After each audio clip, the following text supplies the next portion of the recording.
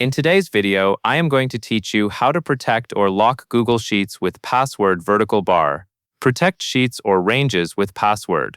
Google Sheets does not have a true password lock for individual tabs, so the method we are using is a practical workaround with Google Apps Script.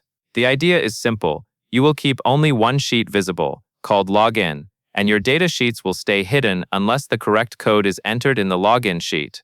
Start in your spreadsheet by creating a sheet named Login. This will be the only sheet people see at first. Next, create your data sheets, such as Data 1 and Data 2, and put any content you want inside them. Back on the login sheet, pick one cell where the user will type the code. A common choice is cell B2, but any empty cell is fine as long as you are consistent. Now open the script editor. Go to Extensions, then choose App Script.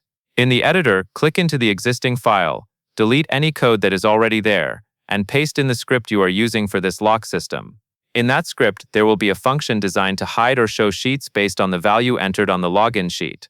Save the project by clicking the disk icon and name the project Sheet Lock so it is easy to recognize later. Next, you need to run the script.